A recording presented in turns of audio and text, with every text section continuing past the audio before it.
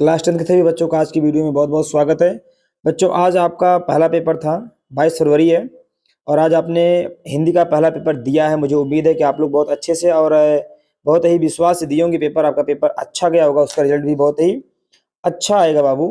तो आज हमारे सामने एक पेपर है जिसका कोड क्या था, 801GH, ठीक है ना, HG है, 801HG है। तो चलिए इस पेपर के हम लोग मल्टीपल चॉइस क्वेश्चन, यानी वो जो विकल्प वाला क्वेश्चन आपका होता है 20, उस क्वेश्चंस को हम लोग जल्दी जल्दी में देखते हैं सही सही उत्तर क्या है। आप अपना क्वेश्चन मिला लें कि आपने कितने क्वेश्चंस का उत्तर सही लगाया है, ठीक है।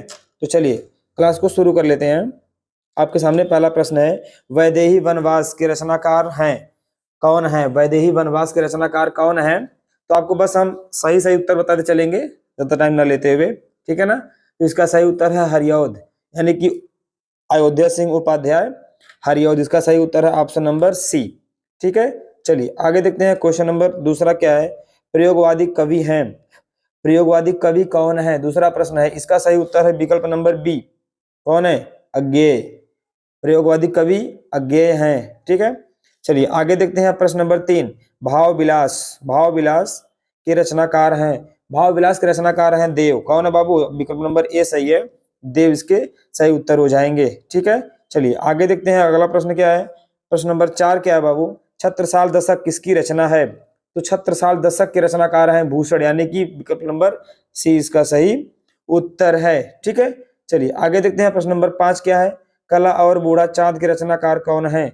कला और बूढ़ा चांद के रचनाकार है पंत, यानी कि विकल्प नंबर डी, सुमित्रानंदन पंत की रचना क्या है? कला और बूढ़ा चांद, ठीक है। चलिए आगे देखते हैं प्रश्न नंबर 6 क्या है, प्रश्न संख्या 6, देखिए ध्यान से। प्रश्न नंबर 6 क्या है बाबू, नीड़ का निर्माण फिर किस विधा की रचना है? नीड़ का निर्माण फिर, यह आत्मकथा है। क्या है बाबू? यह आत्मकथा है। चलिए आगे देखते हैं अगला प्रश्न क्या है। अगला प्रश्न है आपका, निम्नलिखित में से कौन सा विकथन सही है? 8वें का है सही उत्तर विकल्प नंबर सी, कौन सा सही है? भारतेंदु हरिश्चंद्र, भारतेंदु हरिश्चंद्र आलोचना साहित्य के जनक माने जाते हैं, ठीक है। तो 8वें का सही उत्तर है विकल्प नंबर सी। चलिए आगे देखते हैं। अगला प्रश्न है प्रश्न संख्या 9, 9 को देखिए ध्यान से, परीक्षा गुरु किस विधा की रचना है? परीक्षा गुरु, 9 का सही उत्तर है विकल्प नंबर सी, उपन्यास। परीक्षा गुरु कैसी रचना है बाबू? परीक्षा गुरु उपन्यास है। अगला प्रश्न है विकल्प अगला प्रश्न 10वां है, बाण भट्ट की आत्मकथा के रचनाकार हैं, बाण भट्ट की आत्मकथा के रचनाकार हैं हजारी प्रसाद द्विवेदी, यानी कि विकल्प नंबर बी सही उत्तर है। चलिए आगे देखते हैं। अगला प्रश्न है 11 नंबर, ध्यान से देखिए, अपना अपना मिला लीजिए सभी लोग। रस के कितने अंग होते हैं?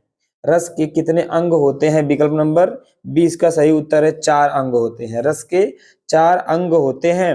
अगला प्रश्न है, पायो जी मैंने राम रतन धन पायो, पंक्ति में कौन सा अलंकार है? प्रश्न संख्या 12 है, इसका सही उत्तर है बी, रूपक अलंकार है, ठीक है। चलिए अब आगे बढ़ जाते हैं क्वेश्चन नंबर 13 की तरफ। सोरठा के पहले चरण में कितनी मात्राएं होती हैं? इसका विकल्प नंबर सी सही उत्तर है। कितनी होती है बाबू? 11 होती हैं। कितनी होती हैं?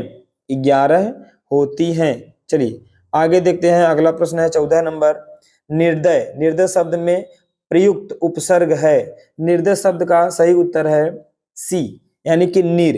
क्या है बाबू? नीर है। क्या है? नीर, ठीक है ना।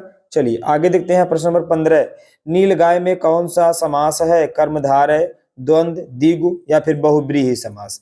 15वें का सही उत्तर है विकल्प नंबर ए, कर्मधारय समास है, ठीक है। चलिए अब आगे बढ़ जाते हैं प्रश्न नंबर 16 की तरफ। 16 को देखें, खेत का तत्सम रूप क्या है? तो खेत का तत्सम रूप है क्षेत्र, यानी विकल्प नंबर सी इसका सही उत्तर हो जाएगा। अगला प्रश्न है 17 नंबर, युष्मत शब्द की पंचमी विभक्ति बहुवचन का रूप होगा। इसका सही उत्तर है विकल्प नंबर ए, युष्माकम। क्या है बाबू?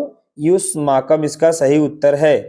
चलिए आगे देखते हैं। अगला सवाल है आपका, अगला प्रश्न है 18 नंबर, भाववाचक, भाववाच्य में किसकी प्रधानता होती है? तो इसका सही उत्तर है सी, क्रिया की।